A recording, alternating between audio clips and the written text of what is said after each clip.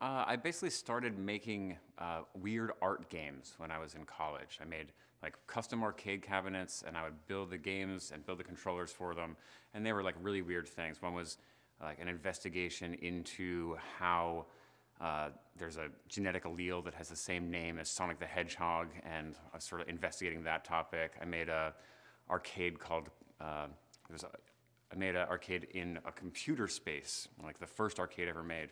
And it was a reimagining, I guess, of a like 1970s Bruce Nauman experimental video. It was Bruce Nauman stamping in the studio. And so like you could go up to the arcade, it had a big capacitive field in front of it, so it would recognize that you're there. You could walk around and you could stamp, and it would play the sound of Bruce Nauman stamping. It would have sort of like, I don't know, 80s looking art. And if you stamped more times than Bruce, then you won, and if you didn't, then you didn't win. And basically, like that experience was a lot about the importance of video games to my generation. It was just like a really seminal thing in my life. As I grew older, games were getting more and more complex, and they went from this highly abstract thing when I was really young to a pretty representational thing by the time that I was in college. And so that's what I really wanted to investigate as an artist. About the same time, I got a call from my friend Josh Randall, who was the creative director of Harmonix at the time. He's like, oh, we need a production assistant, like, do you want some part-time work?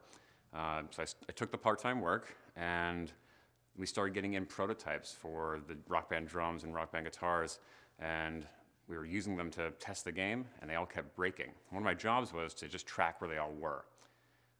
What ended up happening was I ended up fixing all of them, just like brought in my soldering iron and my glue gun and all that sort of stuff, and like in my desk in an office with like 6 other people, I was there with like solder, fixing each drum kit. And then I started writing up like suggestions for how we could improve the designs, and next thing I knew, I was in China, like at giant assembly lines, seeing thousands and thousands of Rock Band drums get built. That's how I sort of found my way into it. It's like, mostly, I learned all the things I knew about hardware design in order to make these art games, and then ended up using it to make Rock Band.